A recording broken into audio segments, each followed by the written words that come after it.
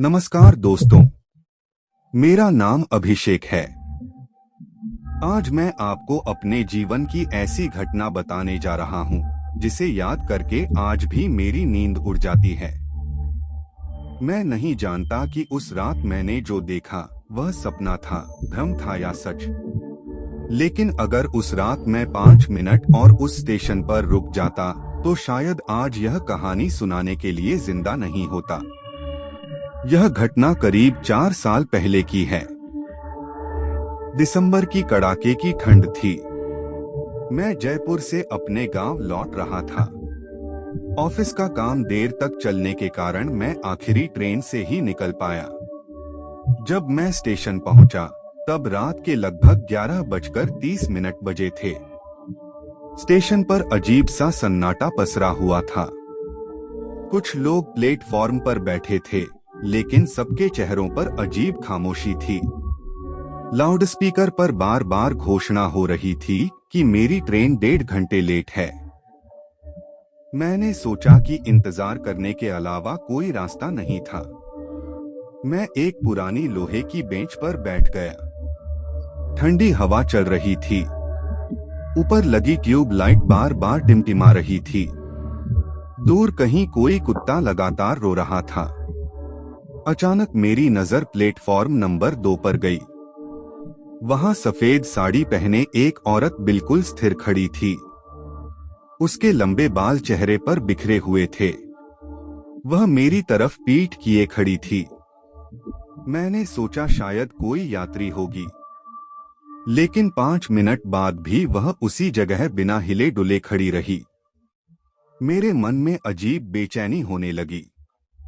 मैंने मोबाइल निकाला और समय देखा। रात के 12:07। जैसे ही मैंने दोबारा सिर उठाया, वह औरत गायब थी। मैंने राहत की सांस ली।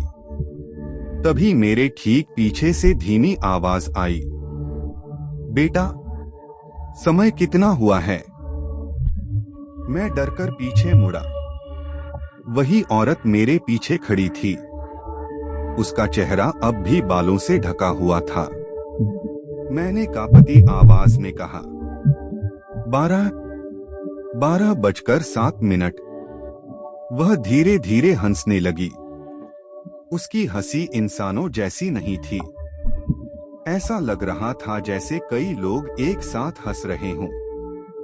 मैं तुरंत वहां से उठकर चाय वाले की दुकान की तरफ चला गया। लेकिन हैरानी की बात यह थी कि कुछ देर पहले जो दुकान खुली हुई थी, अब वहां सिर्फ टूटी हुई मेज और जंग लगा ताला था। पूरा प्लेटफॉर्म खाली हो चुका था। मैंने चारों ओर देखा। जो लोग अभी कुछ मिनट पहले बैठे थे, वे सब गायब थे। मेरा दिल जोर जोर से धड़कने लगा। तभी स्टेशन की सारी लाइटें एक साथ बुझ गईं। चारों तरफ गहरा अंधेरा छा गया। केवल पटरियों से आती किसी के चलने की आवाज सुनाई दे रही थी। ठक ठक ठक। मैंने मोबाइल की टॉर्च जलाई। रोशनी सामने पड़ी और मेरा खून जम गया। पटरी पर दर्जनों लोग खड़े थे। सभी ने सफेद कपड़े पहन रखे थे। सबकी आंखें काली थीं और सब एक साथ मेरी तरफ देख रहे थे। मैं डरकर पीछे हटने लगा। तभी उनमें से एक बूढ़ा आदमी आगे आया। उसने कहा, ट्रेन आने वाली है, आज कोई खाली नहीं जाएगा। इतना सुनते ही मेरी टांगें कांपने लगी। मैं भागकर स्टेशन मास्टर के कमरे की ओर दौड़ा। दरवाजा खुला था, लेकिन अंदर कोई नहीं था। कमरे में सिर्फ एक पुरानी लकड़ी की मेज और दीवार पर लगी एक धूल भरी तस्वीर थी। मैंने तस्वीर साफ की। तस्वीर देखकर मेरी सांस रुक गई। उसमें यही स्टेशन दिखाई दे रहा था। नीचे लिखा था, सन 1999 की भीषण रेल दुर्घटना में मृत यात्रियों की स्मृति। मैंने तस्वीर को ध्यान से देखा। मैं तस्वीर नीचे रखने ही वाला था कि मेरी नजर तस्वीर के आखिरी कोने पर गई। वहां मेरे जैसा दिखने वाला एक आदमी खड़ा था। मैं घबरा गया। यह कैसे हो सकता है? ठक ठक ठक। फिर आवाज आई, दरवाजा खोलो, ट्रेन आ गई है। मैंने हिम्मत करके खिड़की से बाहर झांका। उसकी किसी भी बोगी में रोशनी नहीं थी। सभी खिड़कियों से सफेद चेहरे मुझे घूर रहे थे। इंजन से काला धुआं निकल रहा था। लेकिन सबसे डरावनी बात, उस ट्रेन की कोई आवाज नहीं थी। वह बिना आवाज किए खड़ी थी। अचानक ट्रेन का दरवाजा अपने आप खुल गया। सभी सफेद चेहरे एक साथ मेरी तरफ देखने लगे। मैं पूरी ताकत से दरवाजा खोलकर बाहर भागा। पीछे से वही औरत चिल्लाई, भागकर कहाँ जाओगे? हर मुसाफिर को एक दिन हमारी ट्रेन में बैठना ही पड़ता है। मैं बिना पीछे देखे स्टेशन से बाहर भागता रहा। करीब आधा किलोमीटर बाद मुझे एक पुलिस की गाड़ी दिखाई दी। मैंने पूरी घटना उन्हें बताई। वे मुझे लेकर वापस स्टेशन पहुंचे। लेकिन वहां सब कुछ सामान्य था। न कोई काली ट्रेन, न सफेद साड़ी वाली औरत, न वे अजीब लोग। स्टेशन मास्टर ने मेरी बात सुनी और कुछ देर चुप रहा।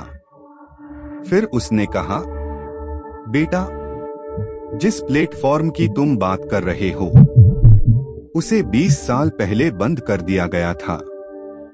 वहां एक भयानक रेल दुर्घटना हुई थी।